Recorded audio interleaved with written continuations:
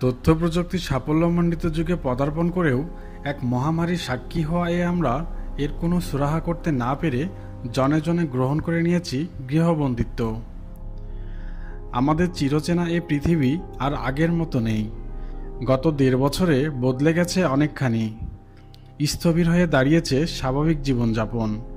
ধীরে ধীরে এর সাথে আমরা এমনভাবে মানিয়ে নিয়েছি যেন এটাই স্বাভাবিক। এই সংকট নিরসনে সর্বস্তরের মানুষ নিজ নিজ জায়গা থেকে সর্বোচ্চ চেষ্টা করে যাচ্ছে। কোভিড-১৯ পরিস্থিতি মোকাবেলা করে দৈনন্দিন জীবন কিছুটা স্বাভাবিক হয়ে ওঠা শুরু করতেই বছর ঘুরে আবারও চলে এলো করোনা ভাইরাসের দ্বিতীয় প্রকোপ।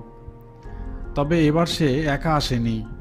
ভাইরাসের ভারতীয় ভ্যারিয়েন্ট সাথে করে নিয়ে এসেছে আরও এক রোগ। প্রযুক্তির কল্যাণে ইতিমধ্যেই সবার কাছে পরিচিত হয়ে উঠেছে ছত্রাকঘটিত বিরল রোগ ব্ল্যাক ফাঙ্গাস। চিকিৎসা বিজ্ঞানে যা মিউকোরমাইকোসিস হিসেবে পরিচিত। মিউকোরাল বর্গের অধীনে থাকা সকল ছত্রাকই এ রোগের কর্ণধার। তবে ভারতে যারা ব্ল্যাক ফাঙ্গাসে আক্রান্ত হয়েছেন, ল্যাব পরীক্ষায় এ বর্গের অন্তর্ভুক্ত কেবলমাত্র মিউকোর নামক প্রজাতিরই সন্ধান মিলেছে। প্রিয় দর্শক, তথ্যকণিকার আজকের এই পর্বে আলোচনা করা হবে বর্তমান আলোচিত ব্ল্যাক ফাঙ্গাস সম্পর্কে।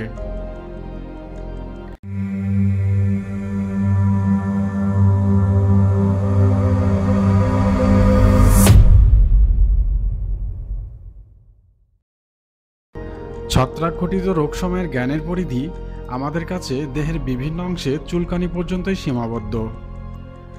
তবে এর বাইরেও ছত্রাক জগতে রয়েছে বহু অবাক করা ব্যাপার। পূর্বে ছত্রাককে উদ্ভিদ জগতের সাথেই আলোচনা করা হতো। উদ্ভিদের মতো সবুজই না হয় একে পরবর্তীতে আলাদা করে স্থান দেওয়া হয়েছে ফাঙ্গাস তথা ছত্রাক জগতে। নিজের খাদ্য নিজে তৈরি করতে সক্ষম নয় এরা, ফলে খাদ্যের জন্য নির্ভর করতে হয় অন্যের উপর। ছত্রাকের আঙ্গিক দিক থেকে বিবেচনা আনা হলে দু ধরনের ছত্রাককে দেখা মেলে, ইস্ট ও মোল্ড। ইস্ট হলো এককোষী ছত্রাক আর মোল্ড হলো বহুকোষী ছত্রাক। আবার কিছু ছত্রাক এমনও রয়েছে যারা তাপমাত্রা পরিবর্তনের সাথে সাথে নিজেদের দেহ পরিবর্তন আনতে সক্ষম।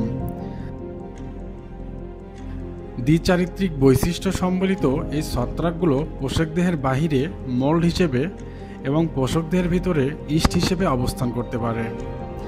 আমাদের আলোচ্য ব্ল্যাক ফাঙ্গাসের জন্য দায়ী মিউকোর একটি মোল্ড। এর জীবনযাপন পদ্ধতি যদি আমরা লক্ষ্য করি তাহলে খুব সহজেই বর্তমান কোভিড-১৯ পরিস্থিতির সাথে এর সাদৃশ্য খুঁজে পাওয়া সম্ভব। মানবদেহে রোগ সৃষ্টিকারী সুবিধাবাদী ছত্রাকের সংখ্যা খুব বেশি নয়, তবে এগুলোর মাঝে অন্যতম আমাদের আলোচ্য মিউকোরমাইকোসিসের জন্য দায়ী মিউকোর ছত্রাকটি। একজন মানুষ যখন এইডসে আক্রান্ত হয়ে তার দেহের প্রতিরক্ষা ব্যবস্থা অকেজো হয়ে পড়ে, তখন চারপাশ থেকে এই সমস্ত সুবিধাবাদী পরজীবীগুলো বাসা বাঁধে মানুষটির দেহে। সামান্য জ্বর, সর্দি, কাশি ধীরে ধীরে তাকে ঠেলে দেয় মৃত্যুর দিকে। ব্ল্যাক ফাঙ্গাসের ক্ষেত্রেও ঠিক তেমনটি হয়েছে। পোষক দেহের প্রতিরক্ষা ব্যবস্থা অকার্যকর হওয়ায় মিউকোর ছত্রাকটি সুযোগ পেয়ে ব্ল্যাক ফাঙ্গাস রোগ সৃষ্টি করে। ব্ল্যাক ফাঙ্গাস রোগে কেউ আক্রান্ত হলে প্রাথমিক পর্যায়ে বোঝারই উপায় থাকে না যে তিনি মিউকোরমাইকোসিসে আক্রান্ত। আর এটি এতটাই মারাত্মক যে খুব অল্প সময়ের ভিতরেই মৃত্যুর দুয়ারে টেনে নিয়ে যেতে পারে পোষককে। হিসাব খুব সহজ। একজন সুস্থ ব্যক্তির দেহে মিউকোর ছত্রাকটি বিশেষ সুবিধা করে গড়ে উঠতে পারে না, কিন্তু যার রোগ প্রতিরোধ ক্ষমতা আগে থেকেই অকেজো হয়ে আছে তার দেহে মিউকোর খুব সহজেই বিস্তার লাভ করে।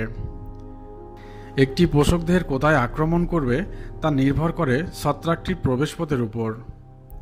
যদি বাতাসের মাধ্যমে নাকে বা মুখে প্রবেশ করে তবে খুব সম্ভব মিউকোর নিজ আস্তানা গড়াবে শ্বসনতন্ত্রের সাথে সংশ্লিষ্ট অংশে, যেমন নাসারন্ধ্রে, নাকের সাইনাসে, শ্বাসনালী কিংবা ফুসফুসে।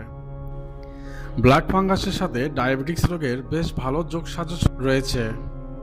এ রোগে আক্রান্ত ব্যক্তির রক্তে গ্লুকোজের পরিমাণ বেড়ে যায়। এমতা অবস্থায় দেহের অভ্যন্তরীণ পরিবেশ যদি অম্লীয় হয়ে ওঠে তা ছত্রাক বৃদ্ধির জন্য অত্যন্ত সহায়ক।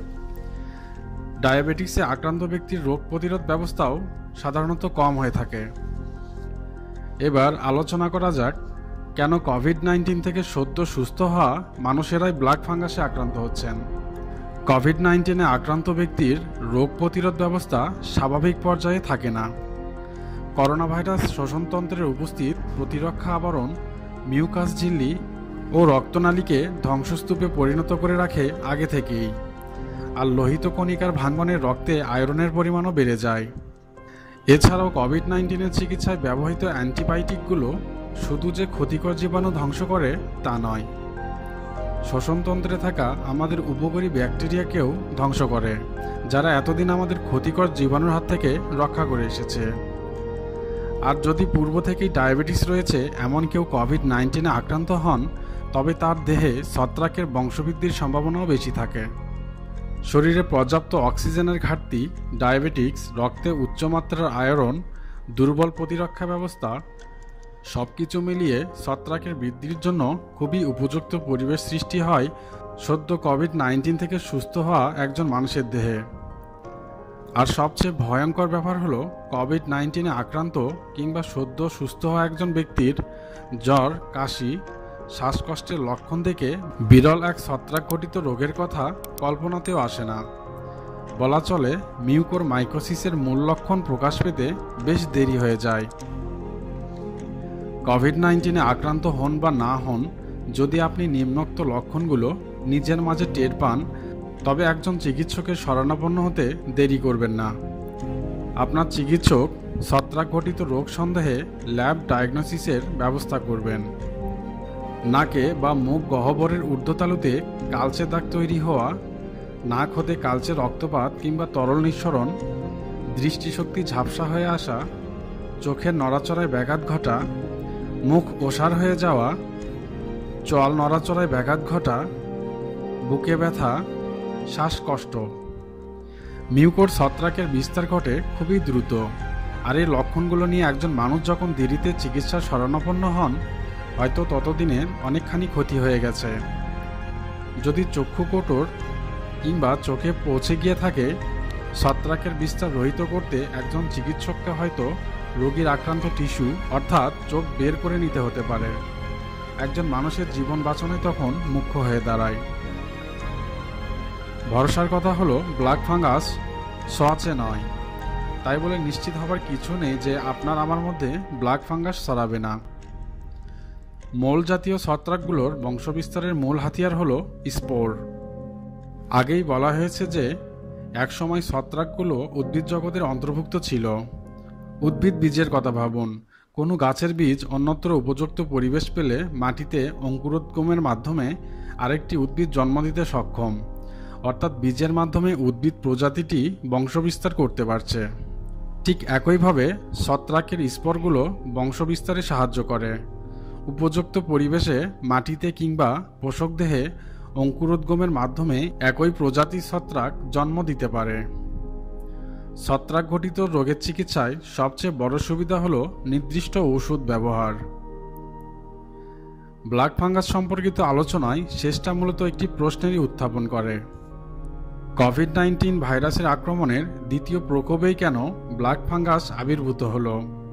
কেন একদম শুরু থেকেই ব্ল্যাক ফাঙ্গাসের আক্রমণ দেখা যায়নি? এ প্রশ্নের উত্তর আসলে সঠিকভাবে দেওয়া সম্ভব নয়। করোনা ভাইরাসের ভারতীয় ভেরিয়েন্টটি হয়তো মানবদেহে গ্লুকোজের পরিমাণ অস্বাভাবিকভাবে বাড়াতে সক্ষম, তবে এটা কেবলই একটি ধারণা মাত্র। এখনও তা নিশ্চিত করে বলা যাবে না। এটিও হতে পারে দীর্ঘদিন অব্যবহৃত অবস্থায় থাকা অক্সিজেন সিলিন্ডার কিংবা পাইপগুলোতে ছত্রাক জন্মেছে।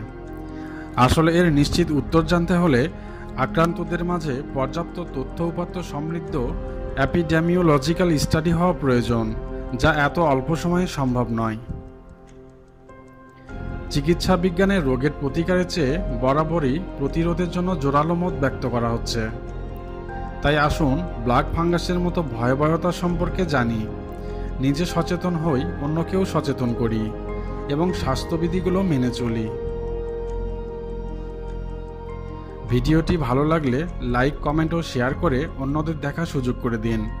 নতুন নতুন অজানা তথ্য জানতে তথ্যকণিকা চ্যানেলটি সাবস্ক্রাইব করুন। ধন্যবাদ।